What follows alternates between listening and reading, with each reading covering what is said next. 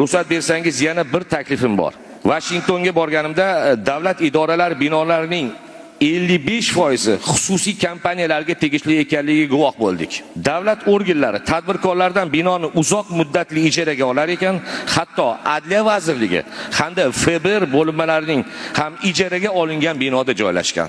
Bu bilan davlat yer ajratishga, bino qurishga va uni saqlashga xarajat qilmaydi. Nima demoqchiman? Sizning tashabbusingiz bilan yangi barpo etilayotgan yangi Toshkent hududida barcha vazirlik va idoralar o'zlariga yangi binolar qurishni rejalashtirganlar. Xususiy qurilish kompaniyalari yangi Toshkentda davlat idoralari binolarini o'z mablag'lariga qurib, oftek shartnomalari orqali ularga uzoq muddatli ijaraga berish taklifini bildiramiz.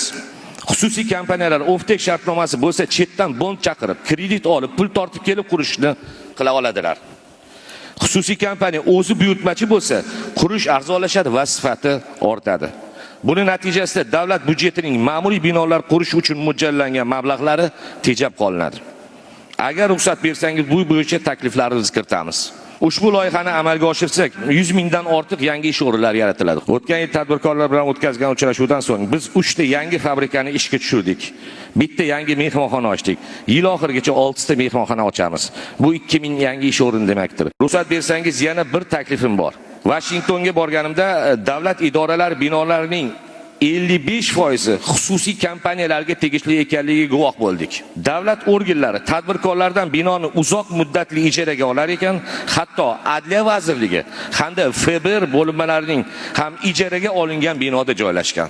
Bu bilan davlat yer ajratishga, bino qurishga va uni saqlashga xarajat qilmaydi. Nima demoqchiman? Sizning tashabbusingiz bilan yangi barpo etilayotgan yangi Toshkent hududida barcha vazirlik va idoralar o'zlariga yangi binolar qurishni rejalashtirganlar. Xususiy qurilish kompaniyalari yangi Toshkentda davlat idoralari binolarini o'z mablag'lariga qurib, oftek shartnomalari orqali ularga uzoq muddatli ijaraga berish taklifini bildiramiz.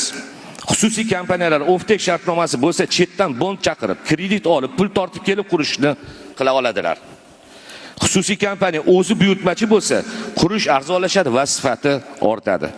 Buning natijasida davlat byudjetining ma'muriy binolar qurish uchun mo'ljallangan mablag'lari tejab qolinadi.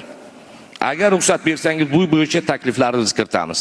Ushbu loyihani amalga oshirsak, 100 mingdan ortiq yangi ish o'rinlari yaratiladi. O'tgan yil tadbirkorlar bilan o'tkazgan uchrashuvdan so'ng biz 3 ta yangi fabrikani ishga tushirdik.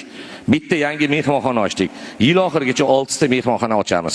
Bu 2000 yangi ish o'rini demakdir.